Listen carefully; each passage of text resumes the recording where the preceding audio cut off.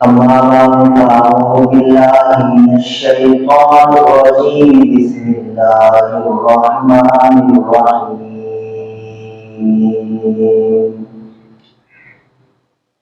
لقد كان لكم في رسول الله أسوة حسنة وقال الله تبارك وتعالى في مقام آخر لقد من الله على المؤمنين إذ بعث فيهم رسولا وقال النبي صلى الله عليه وسلم إنما بعثت لأتمم مكارم الأخلاق.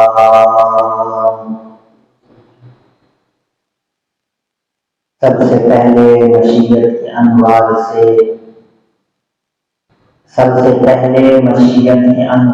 سے نقش روح محمد بنایا گیا، پھر اسی نقش سے مان کر روشنی بزم قوموں مقام کو سجایا گیا۔ وہ محمد بھی احمد بھی محمود بھی، حسن مطلق کا شاہد بھی مشہود بھی، علم و حکمت میں وہ غیر محدود بھی، ظاہراً مومنوں میں اٹھایا گیا۔ اس کی شفقت ہے بے حد و بے انتہا، اس کی رحمت تخیل سے بھی ماوا، جو بھی عالم جہاں میں بنایا گیا، اس کی رحمت سے اس کو سجایا گیا۔ حشر کا ڈر مجھے اس لیے ہو اے قاسم، میرا آقا ہے وہ، میرا مولا ہے وہ، جس کے قدموں میں جنت بسائی گئی، جس کے ہاتھوں میں وہ سر اٹھایا گیا۔ انتہائی واجب الاحترام قابل تعظیم دوستوں بزرگوں، آپ کے اس مدرسے میں پہلی مرتبہ حاضری کا شرف حاصل ہوا۔ دعا رب ذوالجلال سے اللہ تعالیٰ میرا یہاں آنا، آپ کا مل بیٹھنا اپنی بارگاہ میں قبول و منظور فرمائے۔ مساف حضرات کی خدمت میں یہی گزارش ہے کہ میرے پردادا جان حافظ الحدیث والقرآن حضرت مولانا محمد عبداللہ الخاصی سب کہتے ہیں نور اللہ وقدہ، وہ اپنے بیان میں جہاں بھی جاتے تھے تو ان کی یہ عادت تھی کہ وہ فرماتے تھے کہ اگر آپ کو کوئی جملہ یا کوئی بات اگر آپ کو پسند آئے تو آپ نے بلند آواز سے سبحان اللہ کہنا ہے۔ تو ایک مرتبہ بلند آواز سے سبحان اللہ کہیں کہ مسجد کی یہ آب و ہوا اور مسجد کی یہ فضا تبدیل ہو جائے تو بلند آواز سے کہیں سبحان اللہ۔ اور دوسری گزارش جو میرے بھائی بزرگ دوست احباب باہر بیٹھے ہیں ان کی خدمت میں گزارش ہے کہ وہ ذرا قریب تشریف لائیں، جتنا قریب آئیں گے اتنا آپ اللہ کی رحمت کے زیادہ طلبگار ہوں گے۔ جو جتنا امام کے زیادہ قریب بیٹھتا ہے، خطیب کے زیادہ قریب بیٹھتا ہے، اس پر اللہ کی رحمت اور برکتیں زیادہ ہوتی ہیں۔ تو گزارش یہ ہے کہ مل بیٹھ کر بیٹھیں، اللہ تعالیٰ کی آپ پر رحمت زیادہ ہوگی۔ میرے واجب احترام دوستو، امام الانبیاء صلی اللہ علیہ وسلم میرے اور آپ کے محبوب پیغمبر ہیں، شافی کوثر ہیں، ساقی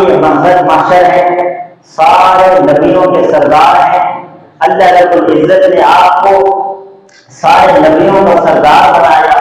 صرف سردار نہیں بنایا بلکہ 1,24,000 کم و بیش انبیاء کرام کو اکٹھا فرمایا، اور اب آدم علیہ السلام سے لے کر میرے اور آپ کے محبوب پیغمبر ساقی کوثر، شافی محشر، آمنہ کے در یتیم، عبداللہ کے لخت جگر، حضرت محمد مصطفیٰ صلی اللہ علیہ وسلم کو ان 1,24,000 کم و بیش انبیاء کے درمیان میں آپ کو رب ذوالجلال نے امامت کا شرف عطا فرمایا۔ آپ افضل الانبیاء بھی ہیں، آپ اشرف الانبیاء بھی ہیں، آپ امام الانبیاء بھی ہیں۔ اللہ رب العزت نے ہر نبی کو معجزہ عطا فرمایا۔ حضرت آدم علیہ السلام اس دنیا میں تشریف لائے، رب ذوالجلال نے آپ کو نبوت عطا فرمائی. نبوت عطا فرمانے کے بعد میرے اور آپ سے رب ذوالجلال نے، خالق کائنات نے، مالک کائنات نے، راضی کے کائنات نے انہیں ایک مشن دیا، انہیں ایک کاج دیا. اس کاج پر، اس مشن پر حضرت آدم علیہ السلام نے اپنی زندگی لگا دی، اپنی زندگی کھپا دی، اپنی اولاد کو، اپنی نسل کو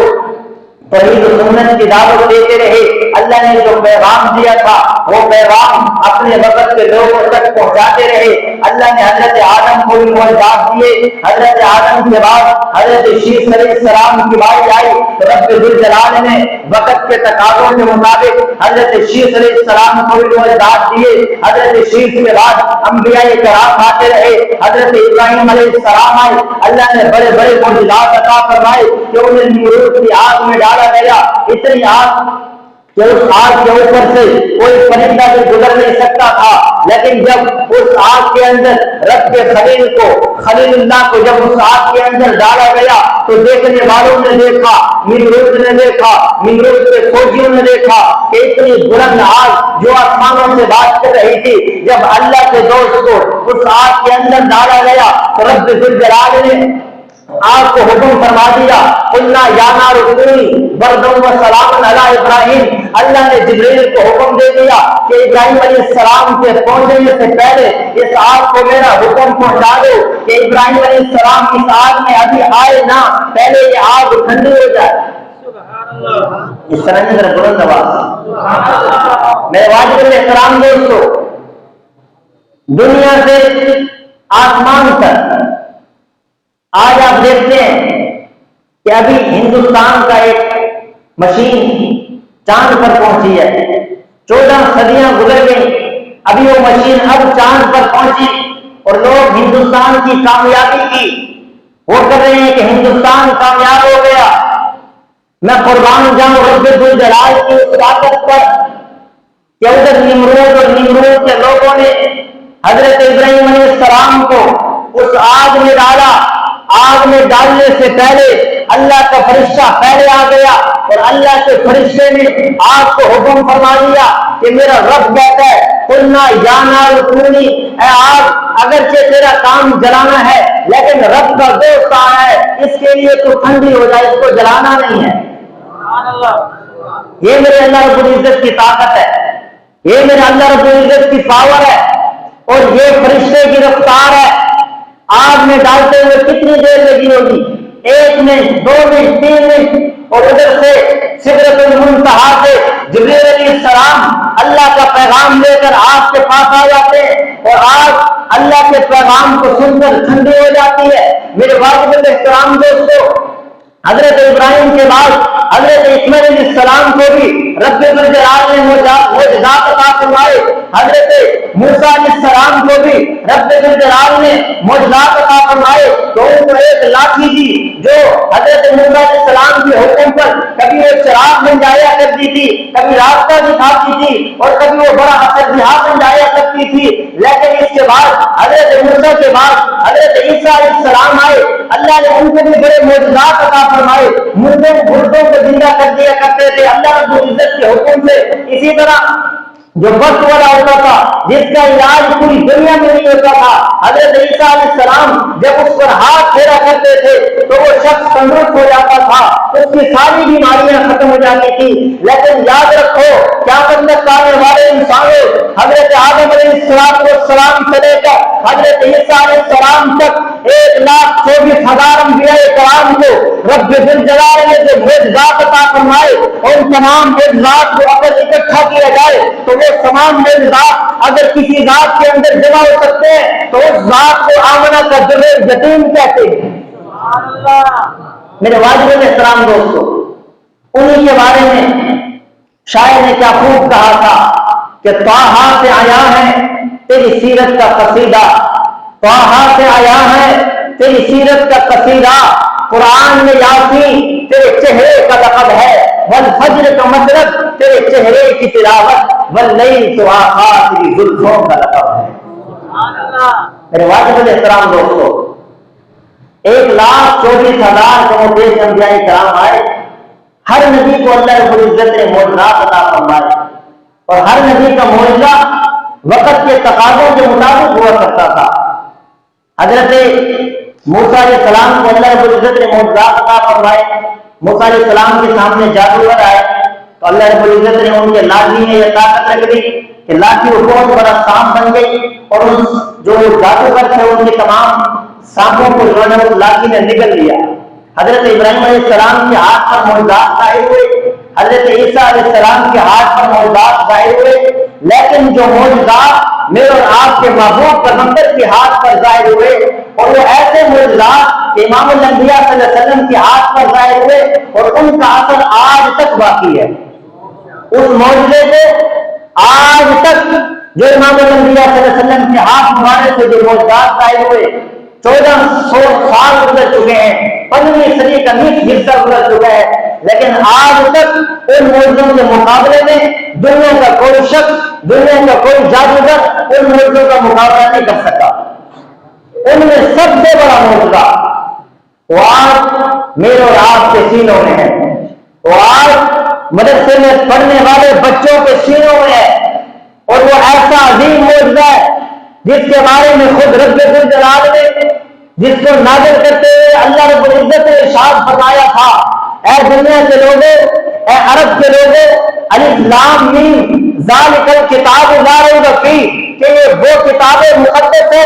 یہ وہ لا ریب اور بے عیب کتاب ہے کہ جس کتاب کے نہ اترنے میں شک ہے، جس کتاب کے نہ نازل ہونے میں شک ہے، جس کو رب العالمین نے نازل کیا ہے، اور اس کو لانے والا فرشتہ وہ تمام فرشتوں کا سردار ہے، اور یہ کتاب جس نبی پر نازل ہوئی، جس ہستی پر نازل ہوئی، وہ سارے جہانوں کے لیے رحمت بن کر مبعوث ہوا۔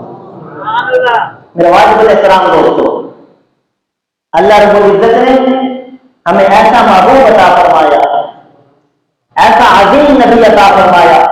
کہ جس کے بارے میں حضرت عیسیٰ علیہ السلام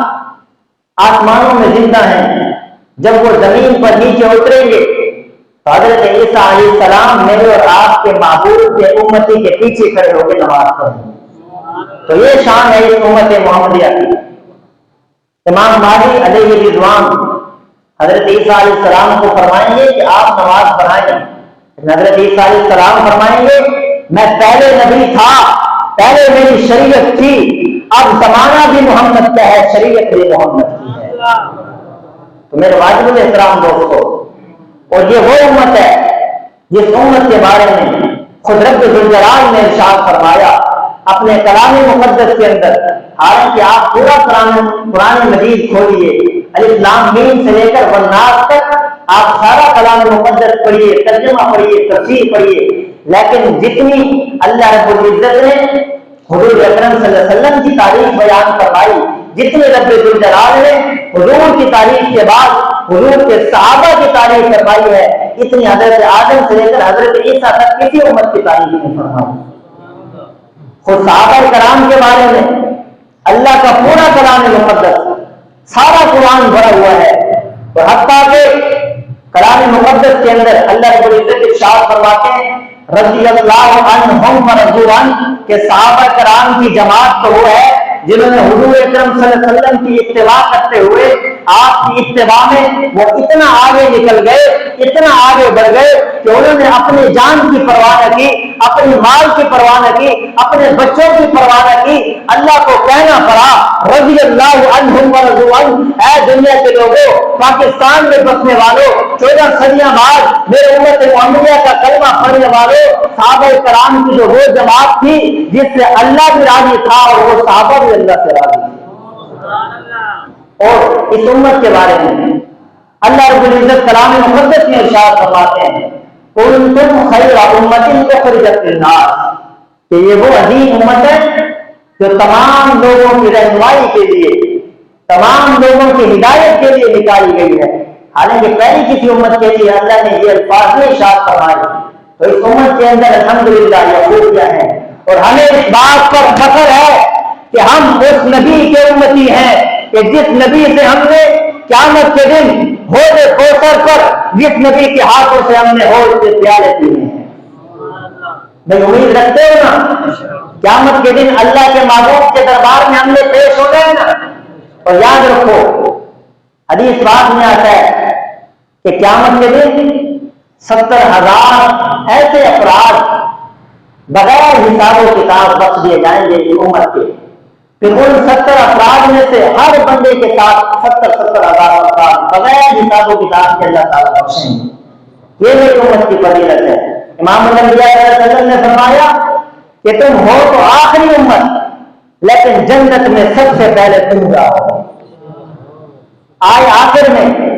پہلے حضرت آدم علیہ السلام کی امت آئی, حضرت نوح کی امت آئی, حضرت ادریس کی امت آئی, حضرت شیش کی امت آئی, حضرت یعقوب کی امت آئی, حضرت یوسف کی امت آئی, حضرت ابراہیم کی امت آئی, حضرت اسماعیل کی امت آئی, حضرت موسیٰ کی امت آئی, حضرت عیسیٰ علیہ السلام کی امت آئی. انہوں نے بھی بڑے بڑے مجاہدات کیے, انہوں نے بھی اللہ کے راہ میں بڑے بڑے جہاد کیے. ہزار سال عمر پائی. 1000 سال عمر پانے کے باوجود پورا دن اللہ کے راستے میں جہاد کرتے اور پوری رات اللہ کے سامنے مصلی پہ کھڑے ہو کے اللہ کے لیے نماز پڑھتے, نیکیاں کرتے. لیکن میں قربان جاؤں آمنہ کے ذرے یتیم پر. امام الانبیاء نے فرمایا کہ تم عمل تھوڑا کرو گے, اللہ رب العزت تمہیں نیکیاں زیادہ دیں گے.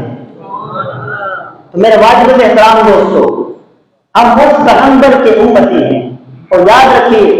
ہمیں فخر ہے اس بات پر. انشاءاللہ ہمیں اللہ رب العزت کی ذات سے امید ہے کہ کل قیامت کے دن ہم جب اللہ کے سامنے پیش ہوں گے تو ہم اپنے اللہ سے عرض کریں گے ہمارے جمہور ہمارے پاس اور کچھ نہیں تھا, ہم گنہگار تھے, ہم خطاکار تھے, ہمارے پاس کچھ نہیں تھا, لیکن ہمارے دل میں محمد رسول اللہ کی محبت ہے. محبت ہے آپ کے دلوں میں, حضور کی محبت ہے. حضور کے لیے اپنا گھر بار چھوڑنے کے لیے تیار ہو جس طرح ہمارے دلوں میں حضور کی محبت ہے. یاد رکھو حضور کے بعد سب سے زیادہ جو عظیم جماعت ہے اس جماعت کو صحابہ کی جماعت کہا جاتا ہے, کیونکہ صحابہ کرام نے اس دور کے اندر امام الانبیاء کا ساتھ دیا جب مکہ کے اندر مکہ کا کعبۃ اللہ کا ننگا طواف کیا جاتا تھا, جب آپ کا ساتھ دینے والا کوئی نہ تھا, جب آپ کے ساتھ آپ کی مدد نصرت کرنے والا کوئی نہ تھا. اس وقت صحابہ کرام نے اپنا سب کچھ قربان کر کے اپنے گھروں کو چھوڑا, امام الانبیاء کی خدمت میں آئے, اپنے جائیدادوں کو چھوڑا, امام الانبیاء کی خدمت میں آئے, اپنا سب کچھ چھوڑ کر حتیٰ کہ حضرت بلال کو مکہ کی گلیوں میں گھسیٹا گیا, ان کے اوپر بدماش اور اوباش لڑکوں کو لگا دیا گیا, ان پر پتھر برساتے, ان پر تکبیر ایک پر ان کو لٹا دیا جاتا اور ان کے اوپر بھاری پتھر رکھ دیا جاتا. لیکن حضرت بلال کے عشق پر قربان جاؤں کہ اس کے باوجود بھی حضرت بلال آہت کی صدائیں لگاتے تھے. میرے واجب احترام دوستو, ہم اس نبی کے امتی ہیں, ہم نے اس نبی کا کلمہ پڑھا ہے کہ جس کی وجہ سے اللہ رب العزت نے اس کائنات کو وجود بخشا. ہم اس نبی کے امتی ہیں, اس نبی کا ہم نے کلمہ پڑھا ہے جس کی وجہ سے اللہ رب العزت نے پوری دنیا کے اندر اسلام کو پھیلا دیا. اور اللہ رب العزت نے کلام مقدس کے اندر ارشاد فرمایا هو الذي ارسل رسوله بالهدى ودين الحق ليظهره على الدين كله, کہ اللہ رب العزت کی ذات وہ ہے جس نے آپ کو دین حق دے کر بھیجا, اور صرف دین حق نہیں دیا, اللہ نے وعدہ بھی فرمایا کہ آپ کا جو دین ہے ليظهره على الدين كله, اللہ کا وعدہ ہے کہ آپ کا دین پورے دینوں پر غالب آئے گا. اور انشاءاللہ ہمارا ایمان ہے کہ حضور اکرم صلی اللہ علیہ وسلم کا جو لایا ہوا دین ہے, آپ کا جو لائی ہوئی شریعت ہے, آپ کا جو لایا ہوا اسلام ہے, جو قرآن ہے, ایک وقت آئے گا کہ پورے روئے زمین پر امام الانبیاء کی امت کے علاوہ, آپ کے کلمہ گو کے علاوہ اس زمین پر کوئی اور نہیں ہوگا. اور وہ زمانہ اس وقت آئے گا کہ حضرت عیسیٰ علیہ السلام نازل ہوں گے, یہود کو قتل کریں گے, نصارہ عیسائی دوبارہ ایمان لے آئیں گے, اور اس وقت پوری روئے زمین کے اندر صرف اور صرف اسلام کا بول بالا ہوگا. تو ہم اس نبی کے امتی ہیں جس کی اس کائنات کے اندر سب سے زیادہ تعریف کی گئی, اسے محمد رسول اللہ کہتے ہیں. جس کے اشارے سے چاند کو رب ذوالجلال نے دو ٹکڑے کر دیا، اسے امام الانبیاء صلی اللہ علیہ وسلم کہتے ہیں۔ جس کے اشارہ کرنے سے ابو جہل کی مٹھی میں بند کنکریوں میں کلمہ پڑا، امام الانبیاء کی نبوت اور رسالت کی تصدیق کی، امام الانبیاء کی نبوت کا اقرار کیا، اسے میرے اور آپ کے معبود محمد رسول اللہ کہتے ہیں۔ جس کے پورے قرآن کے اندر رب ذوالجلال نے تعریف کی، اسے محمد رسول اللہ کہتے ہیں۔ جس کے اشارہ کرنے سے درختوں نے زمین چیر کر آپ کے خدمت اقدس میں آئے، اسے محمد رسول اللہ کہتے ہیں۔ جس کے اشارہ کرنے سے، جس کے ہاتھ اٹھانے سے سورج واپس لوٹ گیا، اسے محمد رسول اللہ کہتے ہیں۔ جس کے ہاتھ اٹھانے سے، امام الانبیاء صلی اللہ علیہ وسلم کے ہاتھ اٹھانے سے اللہ رب العزت نے عربوں کی کایا پلٹ دی۔ ابو بکر کے والد کو اللہ نے اسلام کی دولت سے نواز دیا، حضرت فاروق اعظم کو رب ذوالجلال نے اسلام کی دولت سے سرفراز فرما دیا، اسے محمد رسول اللہ کہتے ہیں۔ اور میرے واجب الاحترام دوستو، جس کے دعاؤں سے، جس کی محنت سے پورے عرب کے اندر یہ دین پھیلا، اس شخصیت کو، اس ہستی کو میرے اور آپ کے محبوب پیغمبر امام الانبیاء صلی اللہ علیہ وسلم کہتے ہیں۔ اور یاد رکھیے، درود پاک کے بارے میں آتا ہے کہ جب امام الانبیاء صلی اللہ علیہ وسلم کا نام لیا جائے تو آپ کا جو عاشق ہو، آپ کا جو امتی ہو، اس کے زبان پر درود پاک نہ آئے تو یہ بڑی غلط ہے۔ چونکہ ایک بڑے محدث سے ایک مرتبہ وہ حدیثیں لکھا کرتے تھے امام الانبیاء صلی اللہ علیہ وسلم کی احادیث مبارکہ، تو ایک مرتبہ انہوں نے خواب میں دیکھا کہ حضور اکرم صلی اللہ علیہ وسلم تشریف فرما ہے، وہ حضور کی خدمت میں حاضر ہوئے۔ امام الانبیاء صلی اللہ علیہ وسلم نے جب انہیں دیکھا تو اپنا رخ مبارک پھیر لیا، وہ دوسری طرف سے حاضر ہوئے، امام الانبیاء نے پھر اپنا رخ مبارک پھیر لیا، وہ سامنے سے حاضر ہوئے اور انہوں نے خدمت میں عرض کیا، اے اللہ کے رسول صلی اللہ علیہ وسلم، آپ مجھ سے ناراض کیوں ہیں؟ اس کی وجہ کیا ہے؟ تو حضور اکرم صلی اللہ علیہ وسلم نے ارشاد فرمایا کہ جب تو میری حدیث مبارکہ کو لکھتا ہے تو تو مجھ پر درود نہیں پڑتا۔ وہ محدث کہتے ہیں کہ اس کے بعد جب مجھے حدیث لکھنے کا اتفاق ہوتا تو جب رسول اللہ صلی اللہ علیہ وسلم کا نام آتا، اس کے بعد میں حضور اکرم صلی اللہ علیہ وسلم کی ذات بابرکات پر درود پاک پڑھا کرتا تھا۔ تو آپ سے بھی یہی درخواست ہے کہ جب بھی امام الانبیاء صلی اللہ علیہ وسلم کا نام لیا جائے تو سب کی زبان پر کیا ہونا چاہیے؟ صلی اللہ علیہ وسلم، بلند آواز سے کہیں محمد رسول اللہ صلی اللہ علیہ وسلم۔ اس میں غفلت نہیں کرنی چاہیے۔ اور ہم اس پیغمبر کے امتی ہیں کہ جس کے دین کو اللہ نے عرب میں بھی پھیلا دیا، عجم میں بھی پھیلا دیا، پوری دنیا کے اندر امام الانبیاء کا کلمہ پڑھنے والے موجود ہیں، پوری دنیا کے اندر آپ کے دین پر چلنے والے موجود ہیں۔ ہم اس نبی کے امتی ہیں کہ جس کو رب ذوالجلال نے یہ اعزاز بخشا کہ نماز میں اگر اللہ کا ذکر ساتھ رسول اللہ کا ذکر، اذان میں اگر اللہ کا ذکر ساتھ رسول اللہ کا ذکر، آپ معراج پہ جائیں وہاں اگر اللہ کا ذکر ہے ساتھ محمد مصطفیٰ کا ذکر ہے، قرآن کھولیں جہاں پر رب ذوالجلال کی توحید بیان کی جاتی ہے، اس کے بعد میرے اور آپ کے معبود کی رسالت بیان کی جاتی ہے۔ ہم اس نبی کے امتی ہیں، ہم نے اس نبی کا کلمہ پڑھا ہے کہ قیامت کے دن بھی ہم نے حضور کے سامنے پیش ہونا ہے۔ اور امام الانبیاء صلی اللہ علیہ وسلم نے فرمایا 1,24,000 انبیاء کرام کی امتیں ایک طرف، قیامت کے دن جب لوگ جنت میں داخل ہوں گے تو حضور نے فرمایا کہ سب سے زیادہ جو امت جنت میں داخل ہوگی وہ میری امت ہوگی۔ اور یاد رکھیے قیامت کے دن حضرت آدم علیہ السلام بھی کھڑے ہوں گے، امام الانبیاء صلی اللہ علیہ وسلم بھی کھڑے ہوں گے۔ حضرت آدم علیہ السلام کی نظر پڑے گی کہ ایک حضور اکرم صلی اللہ علیہ وسلم کا ایک امتی فرشتے اسے دھکیل کر جہنم کی طرف لے کے جا رہے ہوں گے، تو حضرت آدم فرمائیں گے اے محمد آپ کے فلاں امتی کو فرشتے جہنم کی طرف لے کے جا رہے ہیں، تو حضور اکرم صلی اللہ علیہ وسلم اس طرف متوجہ ہوں گے اور فرشتوں کو حکم فرمائیں گے کہ اسے میری طرف لاؤ۔ فرشتے کہیں گے ہمیں اللہ کا حکم ہے۔ امام الانبیاء صلی اللہ علیہ وسلم اللہ کے دربار میں عرض کریں گے اے اللہ کیا آپ نے ہمیں حکم نہیں کیا تھا کہ ہم آپ کو راضی کریں گے؟ اللہ رب العزت کی طرف سے حکم ہوگا کہ محمد رسول اللہ کی اطاعت کرو۔ اللہ رب العزت کے حکم پر فرشتے اس شخص کو امام الانبیاء کی خدمت میں لائیں گے۔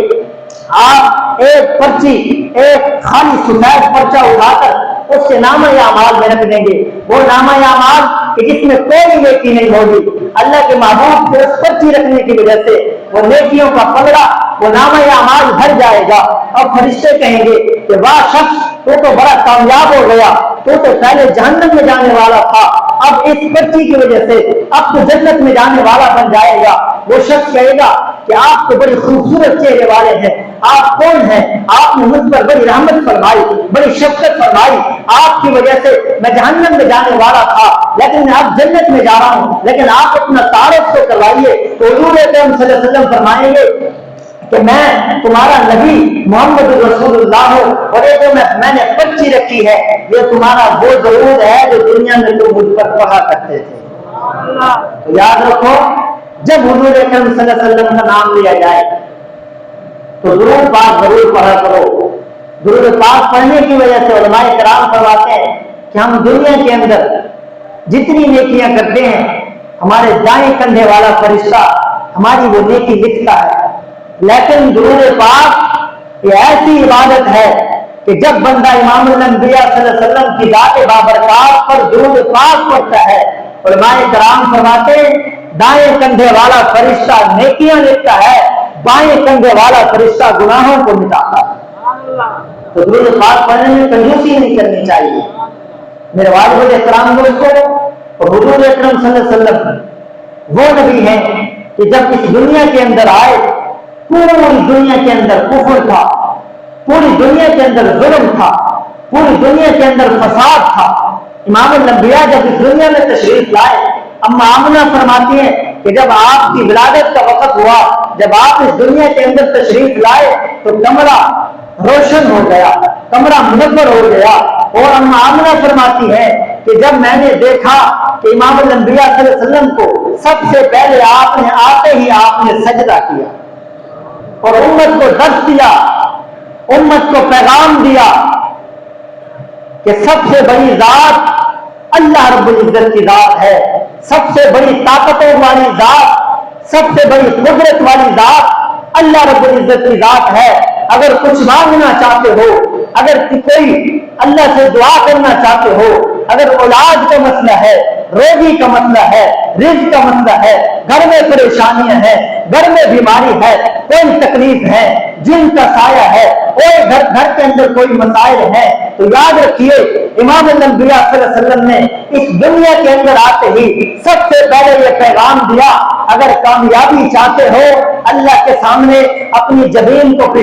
اپنی زمین کو زمین پر لگاؤ، اپنی پیشانی کو جھکاؤ، اپنی پیشانی کو زمین پر رگڑو، اللہ کی ذات کو تم پر ضرور ترسائے۔ تو یاد رکھیے صحابہ کرام کا بھی یہی معمول تھا کہ وہ جب بھی صحابہ کرام فرماتے ہیں کہ اگر ہمارے جوتی کا تسمہ بھی ٹوٹ جاتا تو وہ بھی ہم اللہ رب العزت کے سامنے جا کر ہم 2 رکعت نماز پڑھتے، پھر اللہ تعالیٰ سے دعا کرتے، اللہ تعالیٰ ہماری وہ حاجت کو پورا فرما دیتے تھے۔ آج ہمارے فصلوں کے اندر، آج ہمارے گھروں میں اللہ نے اگرچہ بہت کچھ دے دیا ہے، ہمارے پاس زمینیں بھی ہیں، ہمارے پاس مال بھی ہے، اچھے گھر ہیں، گاڑیاں بھی اچھی ہیں، پیسہ بھی ہے، بینک بیلنس بھی بڑا ہوتا ہے، لیکن اس کے باوجود ہمارے گھروں میں سکون نہیں ہوتا، گھروں میں بیماریاں ہوتی ہیں، کبھی بچہ بیمار ہو گیا، کبھی بوڑھا بیمار ہو گیا، کبھی جوان بیمار ہو گیا، اور اتنی بڑی بیماریاں کہ لاکھوں میں کروڑوں روپے لگ جاتے ہیں۔ اس کی وجہ یہ ہے کہ ہم نے اللہ کے دربار کو چھوڑ دیا، ہم لوگوں کے پیچھے چلے گئے کہ فلاں پیر کے پاس چلے جاؤ، اس کو ایک بکرا دے دو، تمہاری پریشانی دور ہو جائے گی۔ ہم پیروں کو مانتے ہیں، ہم پیروں کو مانتے ہیں، لیکن وہ پیر کہ علماء کرام فرماتے ہیں اللہ کا ولی تو وہ ہے کہ جس کو دیکھنے سے اللہ یاد آتا ہے۔ ہم اسے مانتے ہیں اللہ کا ولی کہ جس کو دیکھنے سے اللہ یاد آ جائے۔ لہٰذا آپ بھی پیر اسے بنائیں، آپ بھی مرشد اسے بنائیں کہ جس کی صحبت میں جانے سے، جس کی خدمت میں جانے سے، جس کی صحبت میں جانے سے آپ اللہ کے قریب ہو جائیں۔ اگر آپ کا وہ پیر ہے تو آپ بھی کامیاب ہیں، پیر بھی کامیاب ہے۔ اگر آپ کا پیر وہ ہے نہ جس کی داڑھی ہے، نہ جس کی سنت کے مطابق لباس ہے، نہ جو نماز پڑھتا ہے، نہ اس کی زندگی میں روزہ ہے، نہ سنتوں پر عمل ہے، اگر ایسے پیر کے ساتھ آپ کا تعلق ہے کہ جس کے ساتھ آپ تعلق رکھنے کی وجہ سے آپ اللہ کے دین سے دور ہو جائیں، آپ شریعت سے دور ہو جائیں، تو یاد رکھیے ایسا پیر بھی کل قیامت کے دن پکڑا جائے گا اور ایسا مرید بھی پکڑا جائے گا۔ تو ایسے پیر کے ساتھ، ایسے اہل اللہ کے ساتھ اپنا تعلق بنائیں کہ جس کی صحبت میں بیٹھنے سے اللہ کے ساتھ بندے کی محبت بڑھ جائے، اللہ کے ساتھ بندے کا تعلق مزید پختہ ہو جائے۔ ایسے پیر کی خدمت میں بیٹھو اور اس کے ساتھ اس کے سامنے جا کر اس سے کہو کہ ہمارے لیے اللہ سے دعا کریں، یقیناً اللہ تعالیٰ اپنے نیک بندوں کی بات کو سنتے ہیں، رد نہیں فرماتے۔ میں واجب الاحترام ہوں، اس کو وقت مختصر ہے، اللہ تعالیٰ سے دعا ہے جو کہا جو سنا اس پر عمل کرنے کی توفیق نصیب فرمائے۔ ہمارا آنا مل بیٹھنا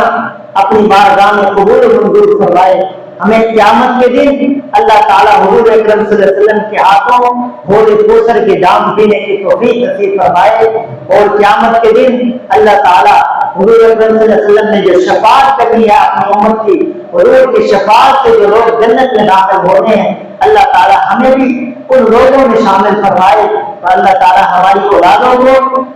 دین کے لیے، دین کی محنت کے لیے قبول فرمائے۔ اللہ تعالیٰ انہیں عالم، حافظ، قاری، مجاہد اور دین اسلام کا داعی، دین اسلام کا محافظ بننے کی توفیق نصیب فرمائے۔ اس گلشن کو، اس مسجد کو، اس مدرسے کو تا قیامت آباد فرمائے۔ اس کی حفاظت کرنے والوں کو، اس کے اندر اپنا مال، اپنی جان لگانے والوں کو اللہ تعالیٰ ان کی زندگی میں، اللہ تعالیٰ ان کے گھروں میں برکت عطا فرمائے۔ اللہ تعالیٰ سے دعا ہے جو کہا جو سنا اس پر عمل کرنے کی توفیق نصیب فرمائے۔ وآخر دعوانا ان الحمد للہ رب العالمین۔